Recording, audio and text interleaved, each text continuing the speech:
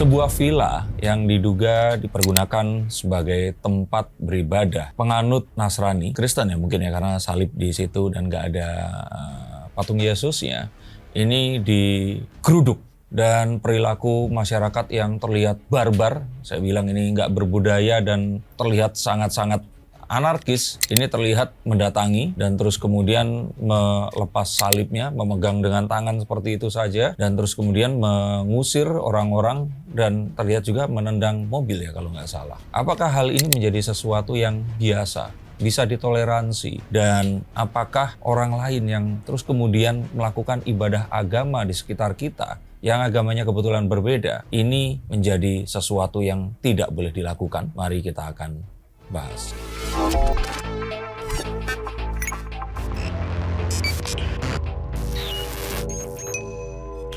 Halo saya Sikers, kembali berjumpa bersama saya Denny Darko. Tidak ada yang namanya misteri, yang ada adalah tanda-tanda yang kita semua coba untuk mengerti. Keprihatinan ini melihat adanya sebuah, kalau kita bilang itu pemburuan paksa dari masyarakat setempat, di mana villa yang diduga dipergunakan sebagai tempat beribadah oleh sekelompok penganut agama Kristen, dan mereka ini melakukan pemubaran dengan sangat barbar. Mari kita akan bahas mengapa hal seperti ini semakin sering saja terjadi. Oke Mas Didi, bisa dibilang sebagai public figure dan juga masyarakat melihat adanya aksi intoleransi yang terjadi di Sukabumi ini mungkin seperti apa sih Mas? Dari apa yang saya lihat dan apa yang saya alami, karena saya lahir di Tulungagung, kemudian tumbuh dan besar di Surabaya, menghabiskan waktu paling lama seumur hidup saya di kota Bandung, dan terus kemudian selama mungkin sekitar dari tahun 2011, itu berarti hampir 15 tahun saya berada di kota Jakarta. Saya melihat banyak hal, tapi yang pasti memang semakin ke barat ini, saya melihat ada sebuah kesenjangan dan kesenggangan antara kita sebagai penganut muslim dengan agama yang lainnya, yang dibandingkan dengan daerah saya di Jawa Timur itu lebih rekat. Saya tidak bisa berkomentar karena tempat-tempat seperti di Sumatera Barat, terus kemudian Aceh saya belum pernah, tapi melihat peta yang ini akan saya bagikan ini, kita akan tahu bahwa sepertinya semakin ke barat ini hal seperti itu semakin sulit untuk ditoleransi. Dan ini kok, nanti silakan kalian berkomentar benar atau tidak, sejalan dengan masuknya Islam ke Indonesia. Ini kan dari Serambi, terus kemudian turun ke daerah lain. Dan daerah-daerah yang terus kemudian toleransinya ini memang tinggi, ini memang dahulu adalah tempat-tempat yang memiliki persebaran animisme dan dinamisme yang lumayan pekat dibandingkan agama Islam yang memang sudah dibawa sejak dahulu kala. Apalagi kan bisa dibilang tuh kejadian ini bahkan sampai dikecam oleh masyarakat dan juga iya, kayak yang kita kecam itu adalah perlakuannya. Kalaupun mereka nggak setuju mau membubarkan dan mereka baik-baik, mungkin itu akan beda cerita ya, walaupun itu sesuatu yang harus kita diskusikan. Tapi cara mereka ini, saya sebagai, dan saya yakin ini mereka pasti muslim ini, pasti Islam, nggak mungkin umat agama Buddha atau umat agama Hindu atau saya yakin itu pasti muslim semua. Saya sebagai seorang muslim saya malu karena Islam sendiri yang dikatakan berasal dari kata salamah, selamatan, dan terus kita sampaikan dan kita juga selalu katakan bahwa Islam ini enggak untuk seru sekalian alam. Ini enggak untuk hanya orang Islam aja, tapi ke seluruh umat manusia harusnya bisa memberikan sebuah ketenangan. Ini sesuatu yang berbalik dengan apa yang kita percayai dan kita anut.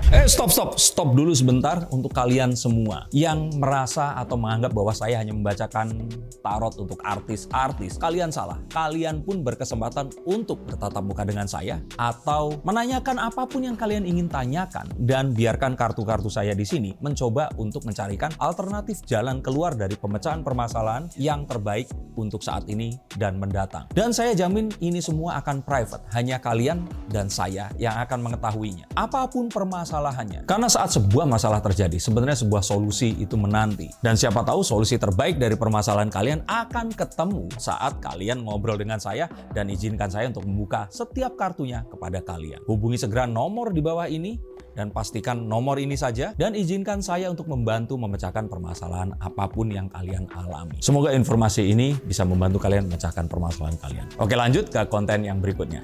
Yuk. bahkan banyak yang bilang ini tuh salah satu menciderai nilai-nilai Pancasila, Mas. Oh ya jelas, saya pikir nilai apapun tercederai di situ. Manusia ini berperilaku layaknya apa ya mereka itu. Bahkan mungkin saat mereka itu harus menghalau ayam atau menghalau hewan ternak mereka akan lebih sabar dan lebih baik dibandingkan itu gitu.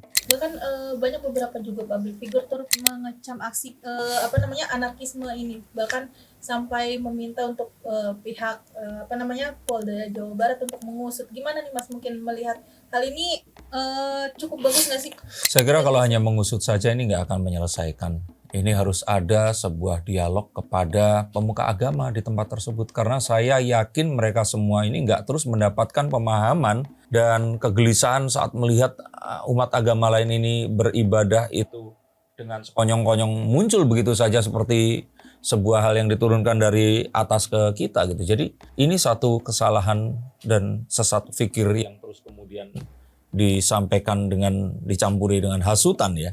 Ketakutan misalkan ini mungkin sedang ada sebuah upaya kristenisasi atau mengajak orang berpindah agama. Pasti ketakutan seperti ini muncul dan terus kemudian mereka itu melakukan anarkisme yang sekarang ini kita saksikan. Dan ini sesuatu yang harus segera dilakukan. Di mana harus ada juga satu mungkin pengawasan dari ceramah-ceramah agama yang di tempat itu tuh ini tentang apa? Kenapa kok mereka terus kemudian menjadi sedemikian radikal? Kalau di berita sebelumnya mengungkapkan bahwa sebelumnya sempat menegur dari pihak pemilik villa tersebut yang sekarang dijadikan tempat ibadah, tetapi tidak adanya tanggapan sehingga sekarang tuh menimbulkan aksi anarkisme tersebut. Mungkin yang Mas Dani Darto lihat seperti apa sih ini mungkin menanggapinya? Ya apapun itu jika disampaikan terus ingin diprotes, nggak terus lompat ke anarkisme. Kalau orang dikasih tahu itu nggak bisa, ya kita lapor ke polisi. Tapi saya lihat di sana ada yang berpakaian polisi juga. Akhirnya mereka juga nggak bisa bertindak apa-apa. Kalau saya kira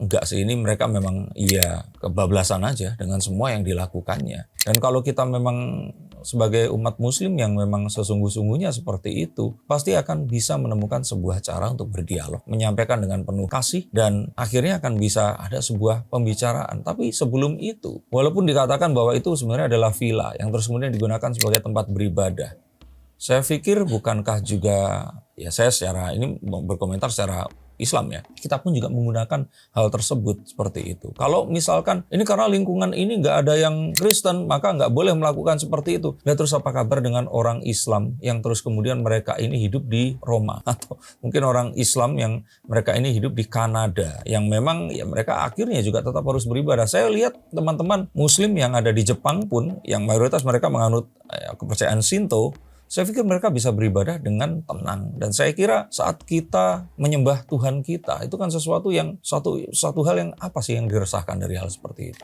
Dari Mas Denny sendiri mungkin pesannya nih sebagai public figure dan masyarakat mungkin seperti apa nih Mas dari adanya kejadian tersebut?